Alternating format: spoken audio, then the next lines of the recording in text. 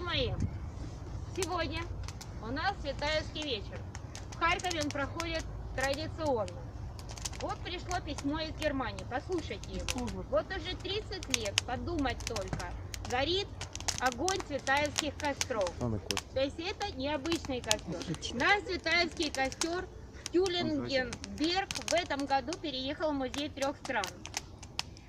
И чтобы дать объявление в газету, вот стихотворение классического Цветаевского. Пожалуйста, Ярик. Идешь, на меня похожий, глаза устремляя вниз.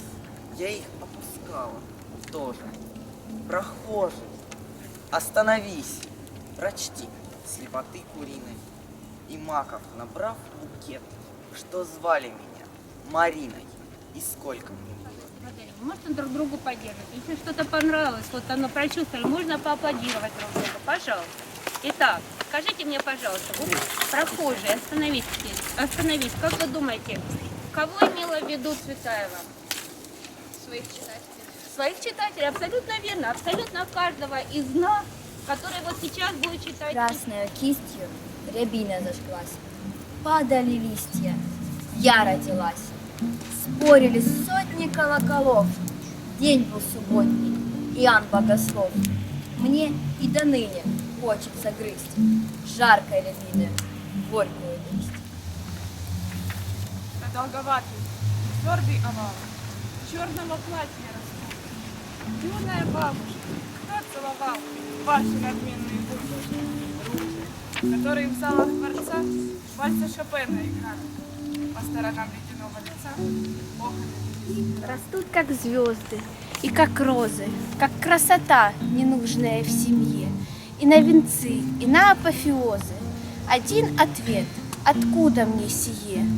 Мы спим, и вот сквозь каменные плиты небесный гость в 4 лепестка. Стихам написано так рано, что и не знала я, что я поэт. Знаю правду. Все прежние правды прочь. Не надо людям с людьми на земле бороться. Смотрите, уж вечер. Смотрите, уж скоро ночь. О чем? Поэт, любовь, полководцы. Христос и Бог, я жажду чуда. Теперь, сейчас, в начале дня. О, дай мне умереть покуда, вся жизнь как книга для меня. Ты мудрый, ты не скажешь строго. Терпи, еще не кончен срок. Ты сам мне подал слишком много.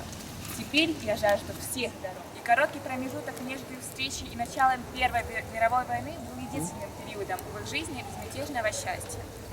Восторженная Цветаева писала Василию Розанову: «Сережу я люблю бесконечно и навеки. Он необычайно и благородно красив, прекрасен внешне и внутренне.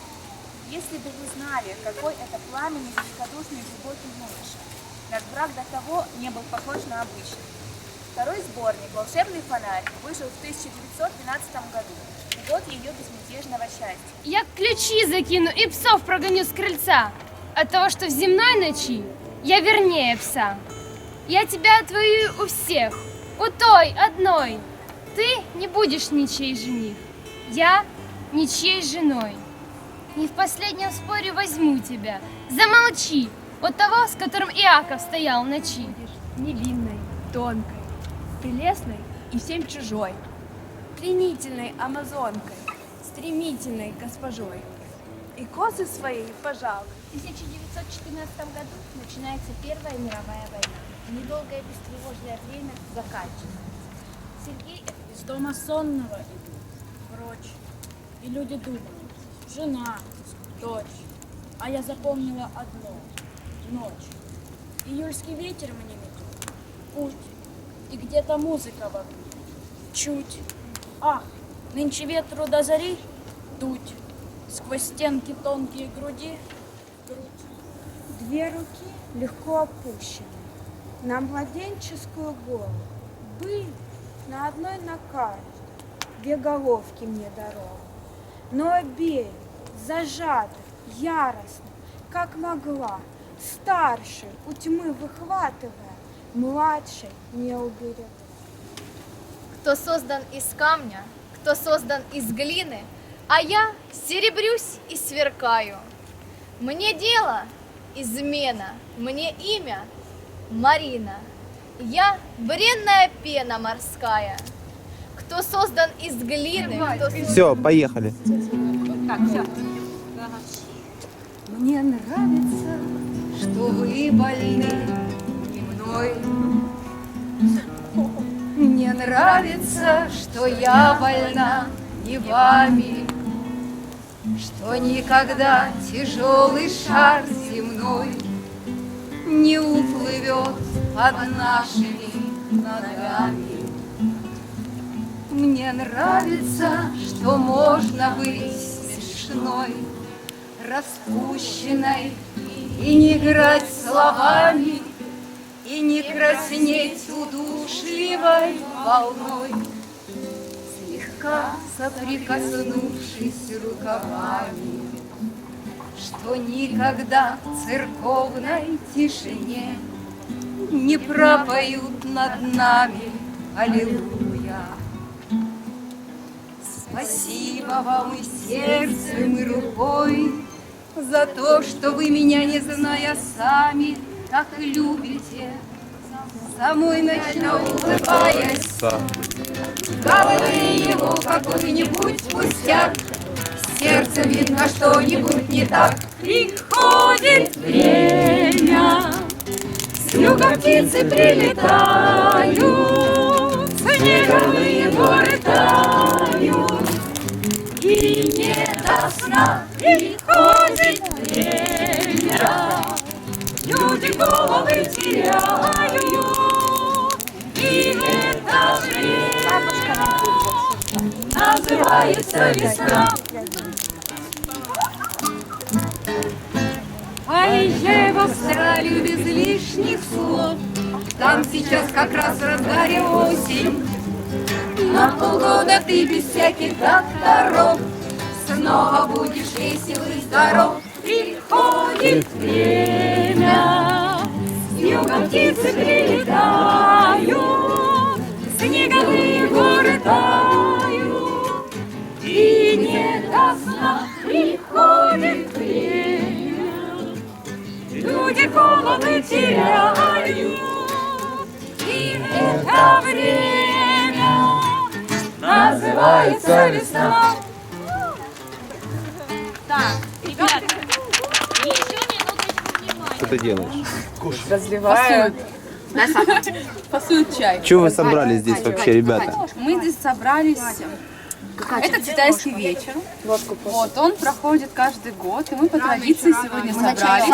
Обычно у нас каша, но сегодня мы наслаждаемся чаем. Сахар где? Да, очень вкусным, шиповником. Я сейчас дам им сахар и дальше.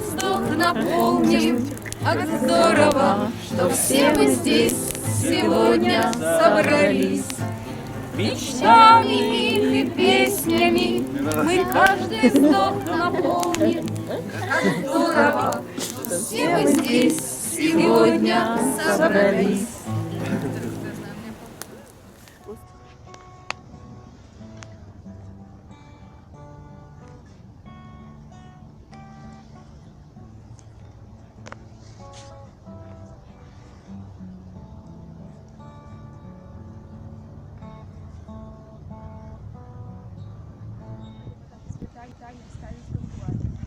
Однажды, отвечая корреспонденту, написавшему, что ей не помнят, она написала: «И не помнят, а не знают. Я жила, а книги лежали. До эмиграции 3 большие книги стихов пропали». Тем, что у вас вот такой учитель.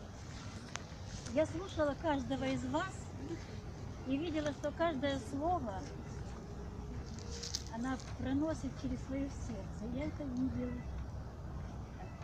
все время. А когда я была в вашем возрасте, живет в Америке Верочка Борисова. Вот у нас на книжке есть ладошка ее. Она приезжала сюда, когда была Харьковская сирень. Этот кинофестиваль. Ну и вот это вот она мне уже вторую книжку, вот это тоже, извините, вот эта книжка тоже она рисовала. Ух ты, какая прелесть. Да, вот эти вот книжечки я уже даже и продать не могу, потому что у меня случайно осталось по одной штучке. Они уже все в типографии, ну, делали ее в издательстве «Ранок». Вот. А так все, как это говорят, самотужки.